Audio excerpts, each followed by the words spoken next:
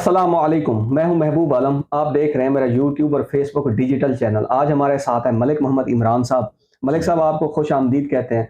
मलिक साहब आज हमने एक ही टॉपिक डिस्कस करना है और उन रहनुमाओं को डिस्कस करना है जो कि मुनाफिक और एहसान फरामोश हैं, जो कि पाकिस्तान की तारीख इन रहनुमाओं को हमेशा याद रखेगी। मलिक साहब, तहरीक इंसाफ के लिए मुश्किलात में मजीद जो है वो इजाफा होने जा रहा है। परवेज खटक ने 9 मई को सोचा समझा मंसूबा बता रहे हैं। परवेज खटक ने तहरीक इंसाफ के शोकॉज नोटिस का जवाब देने से इनकार कर दिया। उन्होंने कहा कि मैं कुछ सरकारी मुलाजिम नहीं हूं जो जवाब दूं, मुझे शोकॉज नोटिस की कोई परवाह नहीं। 9 मई का वाकया चेयरमैन पीटीआई के चंद लोगों से मुशावरत का नतीजा है।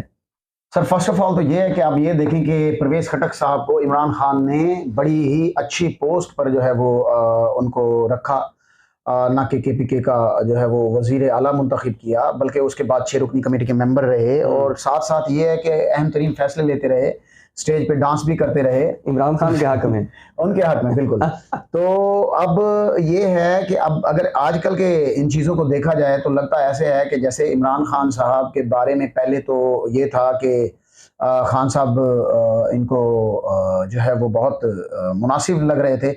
जैसे ही अब वो कमज़ोर पड़े हैं तो इनको ये महसूस होने लगा है कि जो है हमारी पार्टी जो है, ठीक है, वो सारी की सारी क्या है, इमरान खान जो है वो माइनस इमरान खान होना चाहिए, वो रॉन्ग है। तो पहले क्या इनको 9 मई से पहले ये नज़र नहीं आया कि इमरान खान की स्ट्रेटजीज रॉन्ग हैं या ये गलत बंदा है? तो ये सवाल जो है बड़ा अहम है। अब खटक साहब जो हैं वो अपना दीन बदल चुके हैं या ईमान बदल चुके हैं। मैं तो यही कहूँगा, पार्टी भी एक ज़ाहिर सी बात है, इंसान का जो है वो डिपेंड करता है कि वो किस तरह से अपने आप को लेकर चलता है। तो मलिक साहब मेरी बात सुने, वो दोस्त ही क्या जो एक दोस्त को बुरे वक्त में छोड़ दे? बिल्कुल, वो मुनाफिक होता है, दोस्त नहीं होता। आपने बिल्कुल सही फरमाया है। तो मुनाफिक की 3 निशानियां, उन निशानियों को हम आगे डिस्कस कर लेंगे अभी टॉपिक। अब इमरान खान को ये 6 रुकनी कमेटी के जो मेंबर थे, इस बुरे वक्त में इमरान खान की जरूरत थी, लेकिन देख लें बदकिस्मती के साथ सबसे पहले यही लोग इमरान खान को छोड़ के गए, जिनमें फवाद डब्बू हो गया। उसी की वजह से इमरान खान ने असम्बलियां तोड़ी, पंजाब की केपीकी की कौमी असम्बली से निकले। यही जो डब्बू साहब थे हमें कहा करते थे कि छीन के रहेंगे आज़ादी, लेके रहेंगे आज़ादी, तुम्हारा बाप भी देगा आज़ादी। तुम किससे आज़ादी ले रहे थे? क्या तुम हमें बेवकूफ़ बना रहे थे? सबसे पहले तुम पतली गली में निकले इमरान खान को छोड़कर। तुम्हारी वजह से आज हज़ारों कारकुन जो है वो बिहाइंड द बार हैं। आसानी के साथ तुमने सियासत को छोड़ा और एक हफ्ता भी तुमने बामुश्किल घर बैठे। अभी तुम्हारी जो कब्र की मट्टी थी वो भी खुश्क नहीं हुई और तुमने फौरन दूसरी पार्टी ज्वाइन कर ली। कितनी अफसोस की बात है। इस पे मैं 3 बातें करूंगा, ठीक है, जो कि मुनाफिक की 3 अहम निशानियां हैं जो आप सल्लल्लाहु अलैहि वसल्लम ने फरमाई कि एक मुनाफिक तो हमेशा झूठ बोलेगा। दूसरा कि जब आपसे वादा करेगा वो वादा पूरा नहीं करेगा, वादा खिलाफी करेगा। और तीसरी जो है वो ये है कि अमानत में खयानत करेगा। तो ये वो लोग हैं जिन्होंने इमरान खान साहब के साथ पूरा डिटाई से जो है वो एक रोल प्ले किया, वो है मुनाफिकत। और मुनाफिक जो है वो कभी भी आप सल्लल्लाहु अलैहि वसल्लम का ये भी फरमान है कि अगर वो बीमार भी हो जाए तो जब वो ठीक हो जाता है तो अपने आप को उसी तरह से एक ऊंट तस्वुर करता है, जैसे कि कोई ऊंट बंधा हुआ रस्सियों में जकड़ जाए तो उसके बाद जो है जब उसे खोल दिया जाए तो उसे इल्म नहीं होता कि वो क्यों जकड़ा गया था। जबरदस्त। तो जनाब मन, ये खान साहब के साथ जो है, ना सिर्फ खान साहब के साथ बल्कि मुल्क के साथ जो है ठीक नहीं थे। इन्होंने फ़ौरन से ही पार्टी चेंज की और अपना मंशूर चेंज किया है, ठीक है, और मुनाफिकत की सारी हदें इन्होंने अबूर की हैं। अच्छा मलिक साहब, मजीद जो है परवेज खटक ने कहा कि चेयरमैन पीटीआई को हमेशा मुस्बत सियासत और मुस्बत सोच का दर्स दिया, मगर इनको सोच और एजेंडा कुछ और ही था।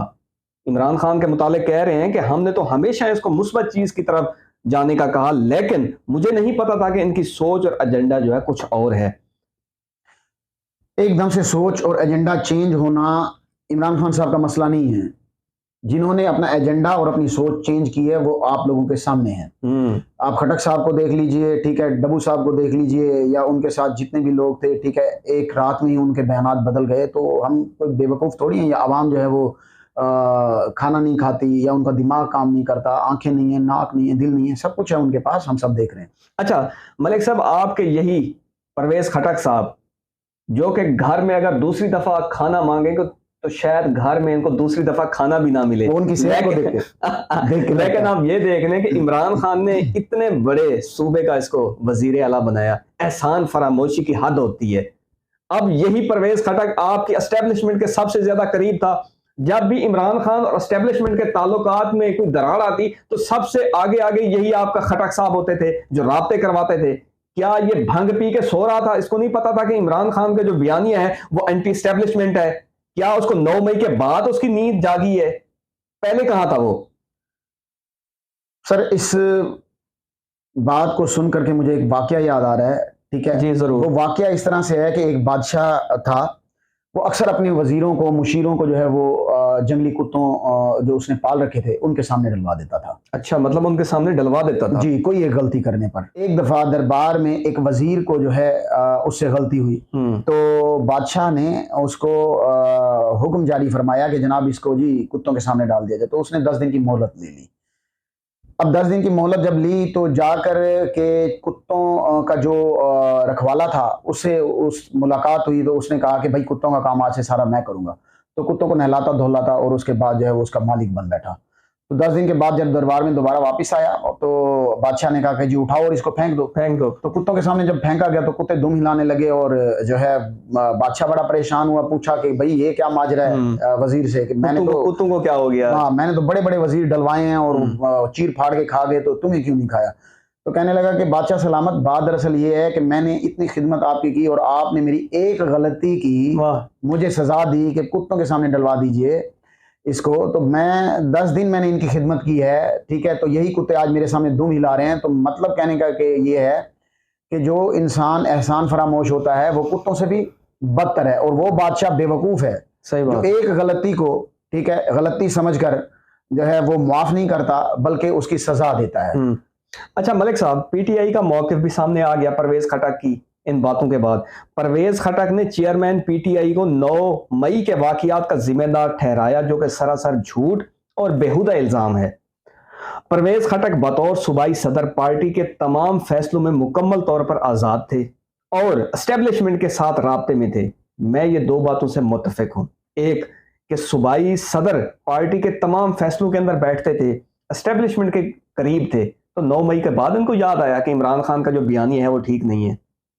9 मई के बाद ऐसा कुछ भी नहीं हुआ, ठीक है। बस यही है कि वो जब कहते हैं ना कि कोई इंसान कमज़ोर पड़ जाता है, ठीक है, तो आप निजी हमारी ज़िंदगी से देख लें। एक मिसाल है कि जब आप कमज़ोर पड़ेंगे या मैं कमज़ोर पड़ूंगा तो जितने भी हमारे दुश्मन हैं वो खुल के सामने आ जाएंगे।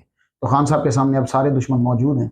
मलिक साहब बिल्कुल ठीक है। मुझे एक बात याद आ रही है, आपने भी सुनी होगी अपने बुजुर्गों से कि एक जो कीड़ा होता है जो जानवर का खून चूसता है, लेकिन जब वो जानवर मरता है तो कीड़ा जो है वहां से शिफ्ट होकर दूसरे जानवर की तरफ चला जाता है। जी, तो ये मिसाल समझने वाली है। काश कि अगर इमरान खान इसको पहले समझ लेते तो शायद ये 9 मई का वाकया ही ना होता। बिल्कुल। अच्छा मलिक साहब, दूसरा, क्या परवेज खटक वादा माफ गवाह बनने जा रहे हैं? देखते हैं जी, वादा माफ गवाह क्या, इनसे कुछ उम्मीद तो नहीं की जा सकती।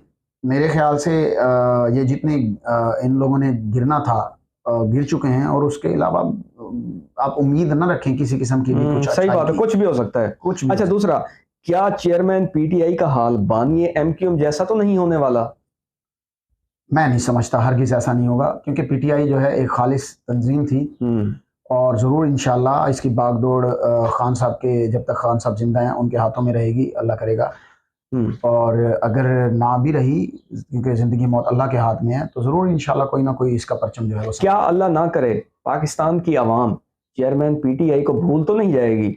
हरगिज़ नहीं, बिल्कुल नहीं हो सकता। आप कभी भी कोई पार्टी जो है उसके लीडर को कभी मार नहीं सकते। क्या परवेज खटक अपनी अलहदा पार्टी बनाने जा रहे हैं या इस्तेहकाम पार्टी को ज्वाइन करेंगे?